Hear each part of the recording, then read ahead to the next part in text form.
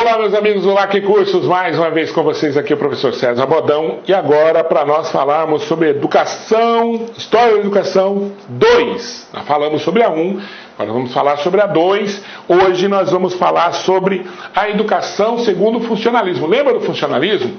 Vamos só lembrar. Funcionalismo é o termo utilizado pelo Durkheim. Vou colocar aqui para vocês.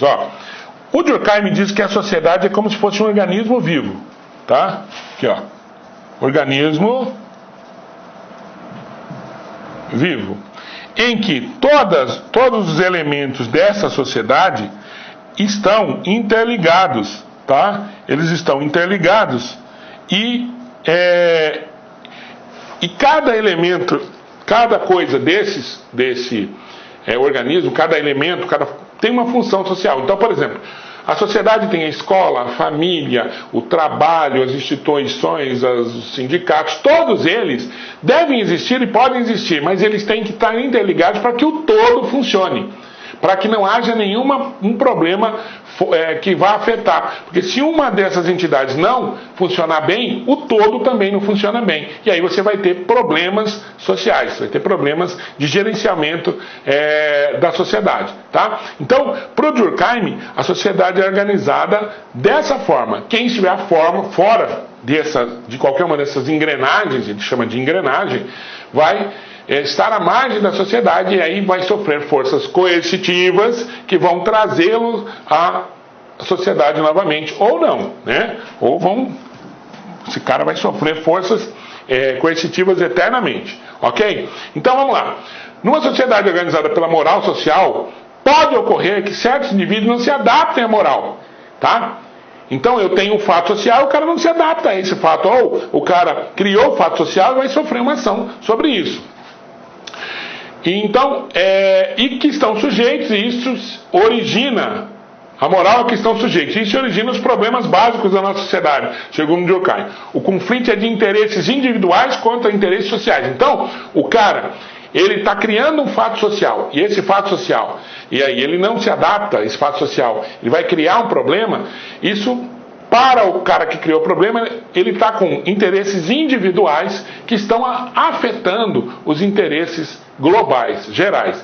Esses interesses individuais não podem suplantar os interesses gerais, tá? Então, o que acontece?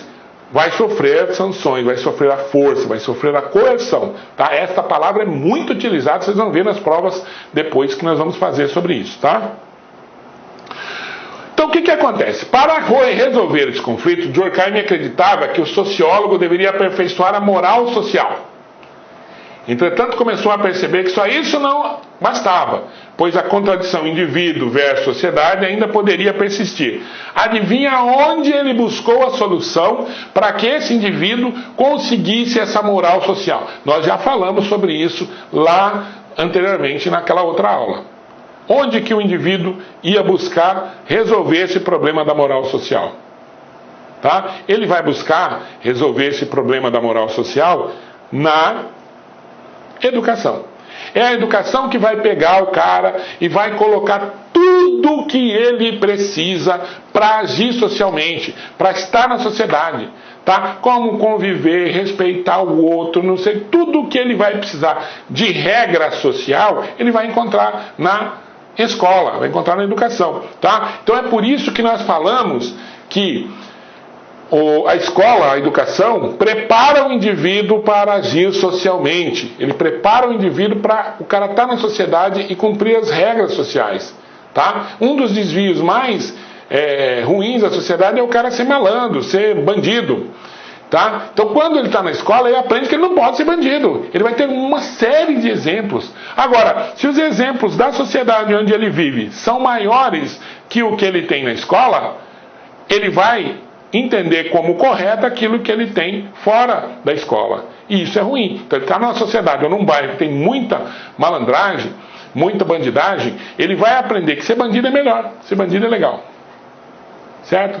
E aí, não há educação que melhore a condição do cidadão, tá? Então descobre então que a educação poderia ser um elemento social importante para integrar o indivíduo à sociedade.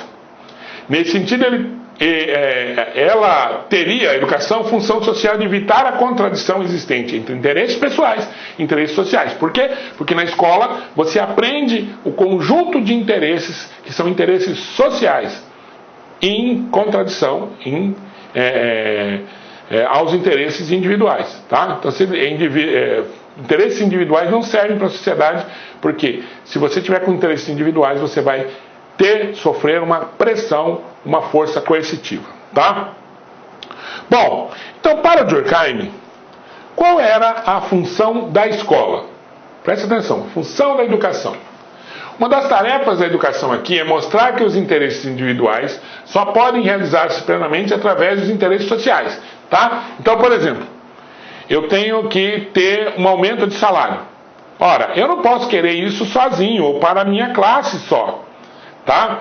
Porque, para o meu banco só, desculpa, eu sou bancário, então eu quero um aumento de salário, eu não posso ter só para o meu banco, eu tenho que pedir para o banco, para todo mundo. Por quê? Porque é o interesse coletivo, aí sim se justifica. Mas aí, o que pode, o patrão pode dizer, olha, nós não podemos, porque nós estamos sem lucro, nós não podemos, nós não vai conseguir pagar. Se você continuar com isso, você vai sofrer uma pressão. E essa pressão vem em forma do quê? Você tem direito à greve? Tem. Mas aí ele pede para julgar, diz que não pode pagar, aí o Supremo vai julgar sua greve ilegal, você vai sofrer uma sanção, você vai cortar o seu salário, vai fazer um monte de coisa. Tá? Então, quando você fala de interesses individuais, você está falando não só do interesse da pessoa, mas de interesses que vão contra o interesse da sociedade, segundo a sociologia, tá? Bom, a conveniência em um grupo só é possível, a conveniência não, a convivência, eu li errado, convivência, é a convivência em um grupo só é possível se o indivíduo acatar certas regras comuns a todos, ou seja, deixar de ser egoísta para ser altruísta. Essa palavra egoísta e altruísta você vai usar muito, você vai ver muito. Então, para a sociologia positivista funcionalista, você tem que deixar de ser egoísta, de interesses pessoais, para atender aos interesses da maioria, tá? Ser altruísta, deixar de ser egoísta para ser altruísta. Ok? Então Durkheim percebeu que a convivência na sociedade é impossível sem educação. Por quê? Porque sem educação o cara vai ter mais interesses individuais do que interesses gerais. Tá? Então, o que é a educação para o Durkheim? Elemento adaptador e normatizador da integração de indivíduos à sociedade. Ou seja, elemento é o local onde a pessoa vai ter informação sobre a sociedade, vai incorporar essas informações e vai sair utilizando essas informações na sociedade. E muitas vezes as informações não estão explícitas, elas estão incorporadas num conjunto de ideias, numa ideologia. Tá? Elas estão incorporadas numa ideologia. Ora, quando uma pessoa faz greve, por exemplo, a greve é sempre ruim, é vista como uma coisa ruim na sociedade. Por quê? Porque você já aprende desde pequenininho que greve atrapalha a sociedade, que as pessoas vão perder dias, que elas não podem ir ao banco. Elas sabem disso, né? Desde pequeno. Então, para muitas pessoas, ou para a maioria delas, que não pensam a respeito do contexto, elas vão achar que a greve é uma coisa ruim, porque vai afetar não só ela, mas todo mundo. E isso está sendo todas as vezes reforçado pela mídia, pela própria escola, pelos próprios pais, todo mundo reforça, o jornal reforça isso. Tá? Então a educação, segundo o Durkheim, isso é frase dele, consiste numa socialização metódica das novas gerações. Pode-se dizer que em cada um de nós existem dois seres, um constituído dos nossos estados mentais, que estão somente relacionados a nós individualmente, o chamado ser individual, e o outro é o geral. Tá? O outro é um sistema de ideias, sentimentos, hábitos que exprime o grupo. Então, eu sou dotado de duas perspectivas. A primeira é o ser individual, que é aquele que pensa só nele, pensa nas perspectivas individuais, no que ele sente, e o sistema de ideias, hábito que exprime o grupo, ou os grupos diferentes que fazemos parte. As crenças religiosas, as práticas morais, as tradições nacionais ou profissionais, as opiniões coletivas de todas as espécies.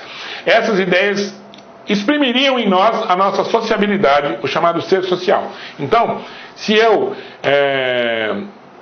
quero ficar rico, eu tenho que ficar rico dentro das possibilidades que todos têm para ficar rico. Eu não posso ir lá e passar a perna no outro. Teoricamente. Certo?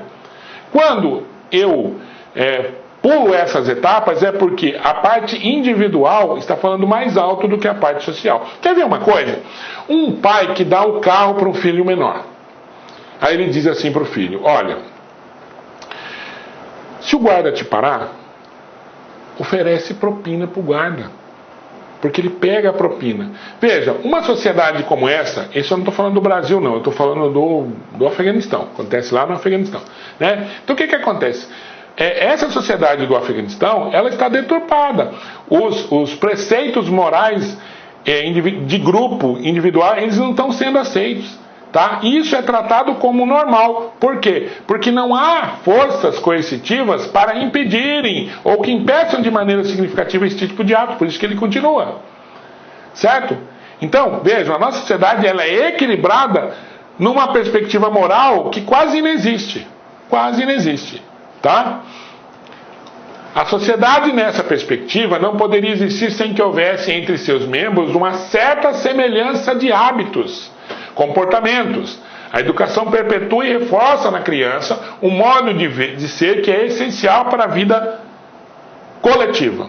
Tá? Então, os hábitos, as coisas, são ensinados, e isso são ensinados na escola, para que a pessoa ela conviva socialmente com um mínimo de equilíbrio. Tá? Quando esse equilíbrio é feito, segundo a sociologia, é porque houve interesse individual em detrimento do interesse coletivo. Tá bom?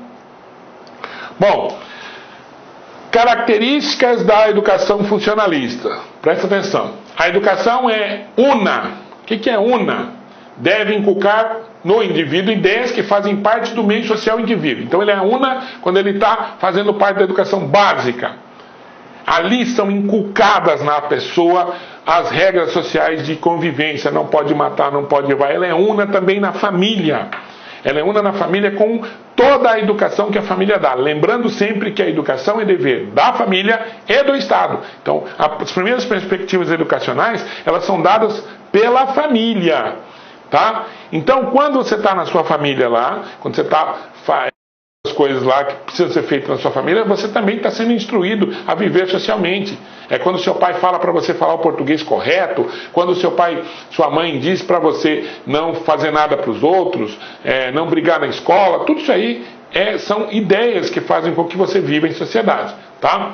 Como a sociedade patriarcal, como um organismo vivo, que a gente já falou, cuja tendência natural é o progresso e a harmonia, a garantia dessas tendências nos é dada pela moral social, que por sua vez deve ser perpassada pelo sistema educacional. Então, a família dá o primeiro pontapé e a moral social é passada pela escola. Aí você tem condição, e isso de fato não é toda mentira, não.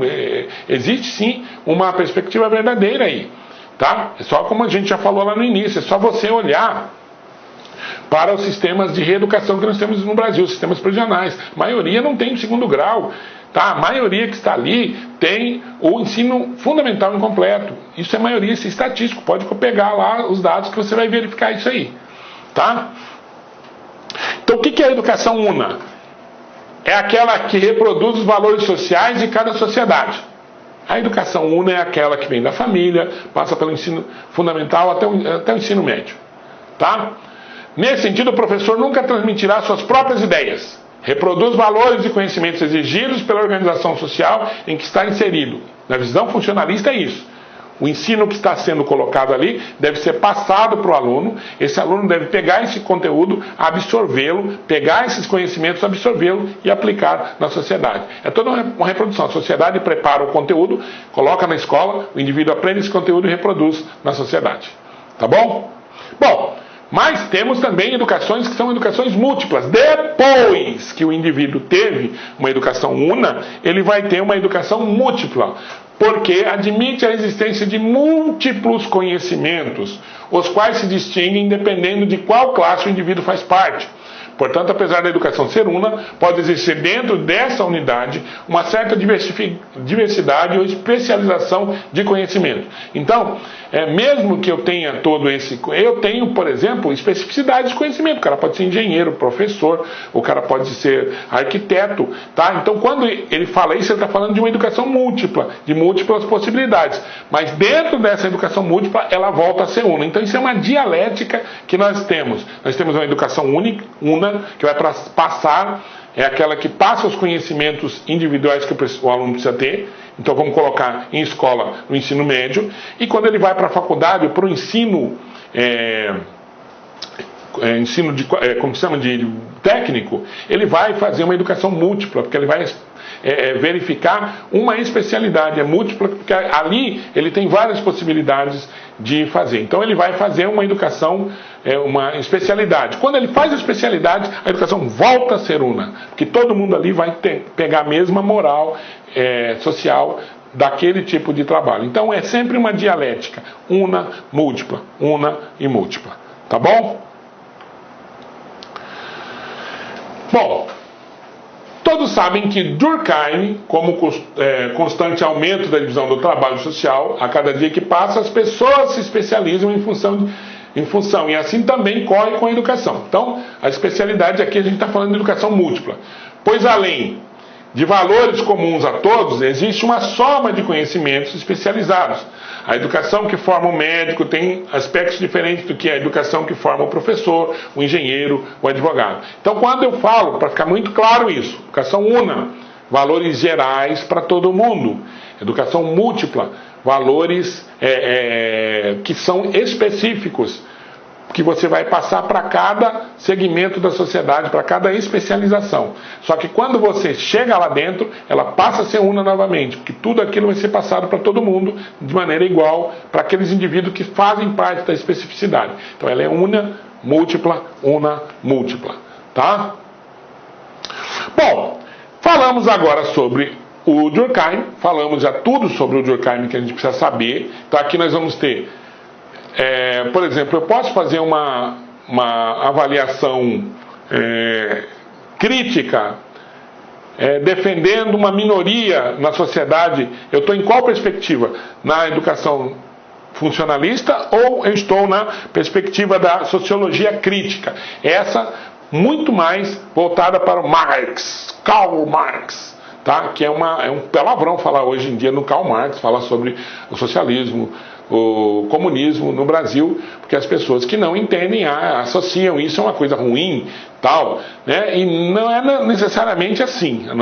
Nós temos muito da nossa sociedade baseado no Marx ainda, tá? Então vamos lá. Marx desenvolve a educação preocupado em verificar como a economia atinge a educação e os outros setores sociais. Vejam, na sociologia que você vê o Marx ele vê a sociedade como uma luta de classe. Sociedade é baseada, a história do homem é a história das lutas de classe para o Marx, tá? Então ele vai buscar, por exemplo, na sua parte teórica, ele vai buscar lá no primitivismo as bases para a construção da sua teoria. Então ele fala que no primitivismo as pessoas todas viviam numa sociedade em que tudo era comum, tudo era dividido. Por quê? Numa sociedade primitiva, vamos pensar numa tribo indígena lá do meio do mato, em que você tem aí 5.000 pessoas numa tribo. 5.000 pessoas numa tribo, se cada um fizer as coisas como na nossa sociedade, cada um por si, Deus por todos, a sociedade em pouco tempo ela morre. Então, se um caça, o outro pesca, eles devem se trocar as coisas. O que caça um pouco do que pesca, e eu tenho a função de caçar, então eu vou caçar, eu caço, o outro pesca e nós trocamos a comida, porque não dá para viver de forma diferente. Lá não tem dinheiro para você pegar, toma 10 reais no mercado. Não tem mercado. O mercado somos nós. Então, é ali que o Marx busca essa perspectiva de aprimorar a questão do socialismo, do comunismo, etc. Tá? Então é um livro importante para quem se interessar. Chama...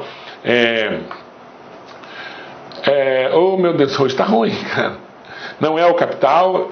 É a ideologia alemã. A ideologia alemã trabalha exatamente com essa perspectiva de como Marx buscou a sua teoria, como ele fez a teoria. Tem um livro do Aníbal Ponce também que segue a mesma linha, chamada Educação e Lutas de Classe, que é interessante também, tá? Não quero converter ninguém ao socialismo nem o comunismo, mas para entender esse processo educacional é importante que você saiba isso, tá? Então, veja bem, o Marx diz o seguinte, que a sociedade, a partir do momento em que o cidadão, ele pega a sua porção de peixes, né? Ele é pescador, ele pescou, deu para todo mundo, sobrou, né? Então eram 20 peixes, sobrou 5 peixes, tá? 5 peixes, 15 peixes deu para todo mundo, sobrou 5. O que ele faz? Quando ele faz 5, ele pega para ele, não divide com os outros, ele pega para ele. Quando ele pega para ele esses 5, o Marx fala que nesse momento você tem a divisão em 2 classes sociais. Uma classe que possui um produto, alguma coisa, e uma classe que não possui. Então ele fala taxativamente que a história da humanidade, na medida em que você tem a propriedade privada, que são os peixes que sobraram, e o outro não tem, você divide a sociedade em 2, uma que possui e a outra que não possui. E aí você tem a história da humanidade separada em lutas de classe, ok? Bom, para compreender o conceito de ideologia, de conjunto de ideias, é preciso perceber que para a sociologia crítica do Marx, parte do princípio de que o elemento fundador da sociedade é o trabalho. O trabalho é que fundamenta a sociedade.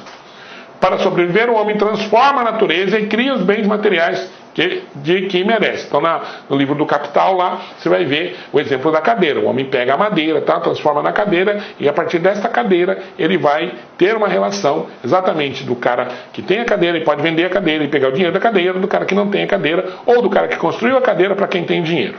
Tá? Assim, ao realizar o trabalho, as pessoas passam a pensar e a desenvolver suas consciências para em seguida se comunicar, trocar ideias através de uma linguagem, a estabelecer as relações sociais. Então, o ser social ele se realiza através do trabalho e através da organização, da comunicação que ele tem e do trabalho que ele desenvolve. Então, são 2 elementos: comunicação, trabalho.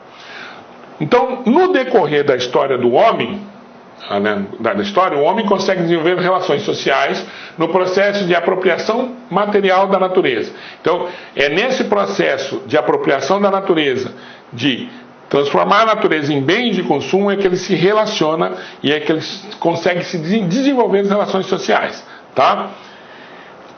Aqui. Para Marx, a sociedade capitalista se fundamenta numa organização do trabalho que dá origem a classes sociais, que a gente acabou de falar.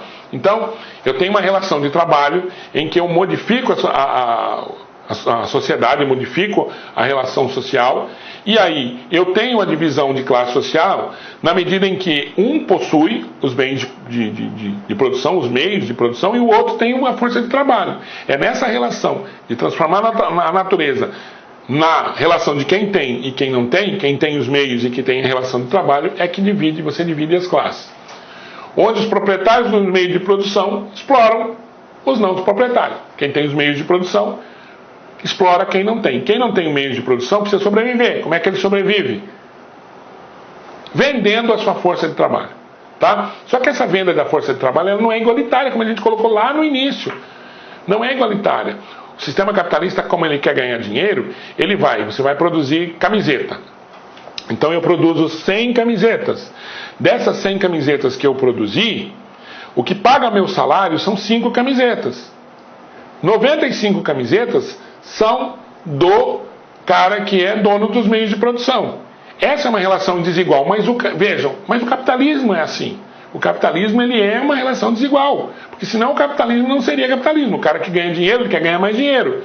O cara que trabalha quer o dinheiro retirado daquele cara que tem o dinheiro ali, né? Que deu o trabalho para ele. Então um vende a força e o outro tem os meios. Quem tem os meios fica com a maior parte. Quem tem a força de trabalho fica com uma parte menor para sobrevivência. Essa parte maior que é dada para quem tem os meios, o Marx chama de mais-valia. Mais-valia é, na verdade, o lucro.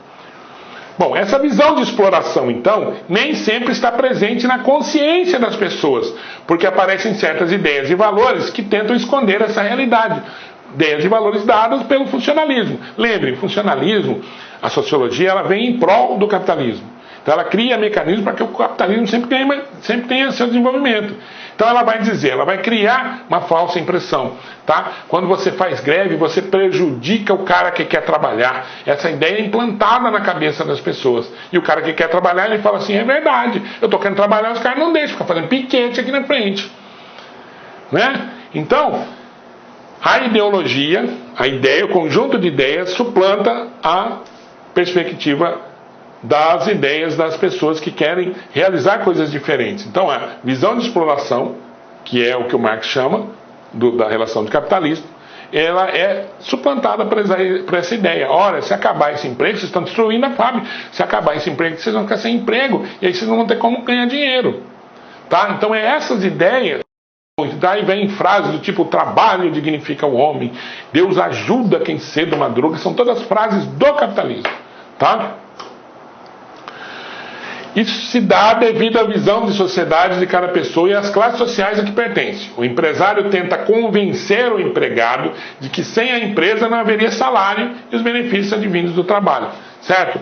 Isso vai, segundo Marx, ofuscar a visão de que esse trabalho que eu estou fazendo, que eu estou ganhando o meu pão, que o empresário está dizendo para mim, é um trabalho de exploração. Então, quando ele fala isso, ele inibe a possibilidade do trabalhador pensar nessa perspectiva de que ele está sendo explorado quando ele faz 100 camisetas, ganha só 5,95 do patrão. Certo? De novo, para o Marx, a sociedade capitalista se fundamenta numa organização do trabalho que dá origem a classes sociais. Então presta atenção, falou em classe social, falou em exploração, falou em trabalho e indivíduo. Eu estou falando de Marx. Falei em moral social.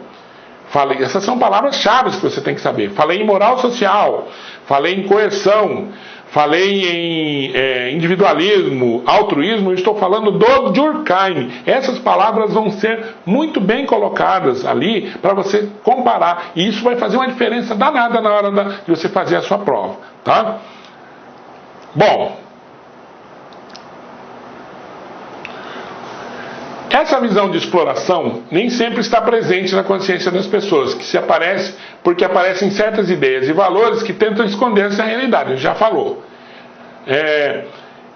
Isso também se dá de acordo com a visão de sociedade que a pessoa tem, tá? E com o seu grau de escolaridade, seu grau de construção de escolaridade. Se tiver uma escolaridade maior, tá? Ela vai ter condição de pensar nisso de maneira mais efetiva. Se a escolaridade menor, menos efetiva, tá? Então, quanto menos escolaridade a pessoa tem, menos conteúdo ela tem, mais fácil de manipular ela é, tá? Vamos lá. Então, para Marx, a educação não é una, como pensava Durkheim. Ao contrário, toda a educação é de classe, pois a educação que a classe empresarial recebe é diferente daquela da classe trabalhadora. Então, a ideia é que o Durkheim quer passar que a educação é una e múltipla. Ela é una porque ela passa uma certa ideologia, e ela é múltipla porque ela vai ter as especificidades. O Durkheim fala não, a educação é de classe. Então a classe menos desenvolvida tem toda uma carga de ideologia para ela continuar sendo subdesenvolvida, tá? Menos desenvolvida. E já a educação do trabalhador é uma outra educação, é uma educação para ganhar dinheiro, para manutenção das suas posses, tá? Então para o Durkheim é uma visão, para o Marx é outra visão.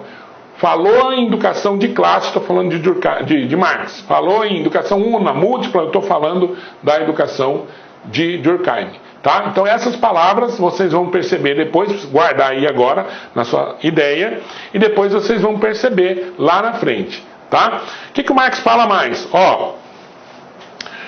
Para Marx, a educação para a classe trabalhadora tem dois objetivos. Primeiro, preparar a consciência do indivíduo para perceber apenas a visão do mundo como correta, tá?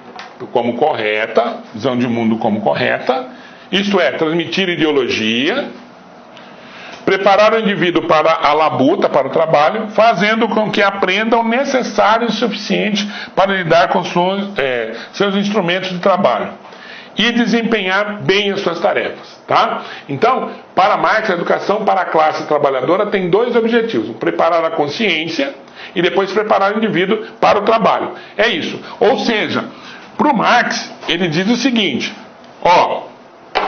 a educação, ela serve para quê? Prepara o cara para o trabalho, tá? Para o trabalho, para ele preparar manualmente para o trabalho, e prepara para a visão de mundo que a sociedade quer que ele fala.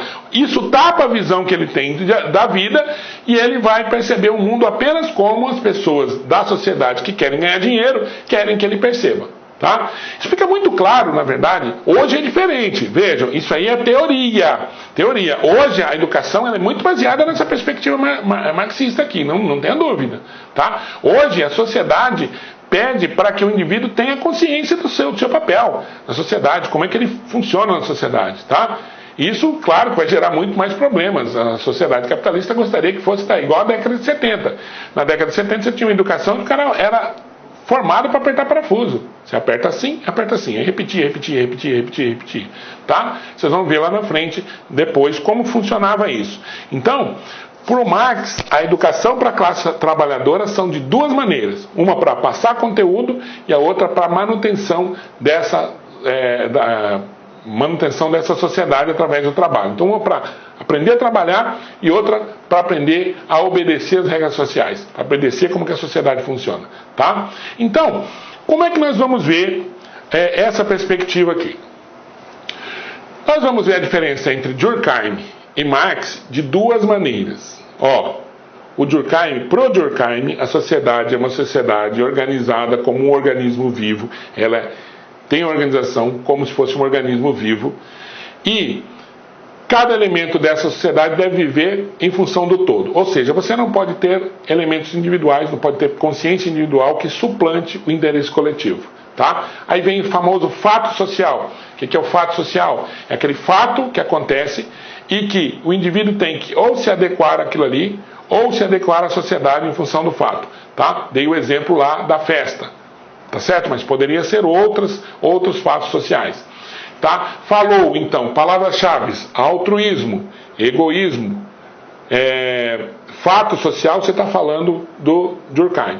Falou do Marx, classe social, ideologia, interesses, classe dominante, você está falando tudo isso, você está falando do Marx. Tá? Então, você precisa saber identificar quais são os elementos constituintes de um e de outra ideologia para poder entender esses dois processos que vão ser fundamentais na parte 3 da História da Educação, que agora, na parte 3, nós vamos falar exatamente das características das escolas literárias, a tendência tradicional, tendência nova, escola nova, e a tendência tecnicista, que são escolas chamadas escolas conservadoras, advindas do funcionalismo. E depois nós vamos falar da educação mais contemporânea numa outra aula específica.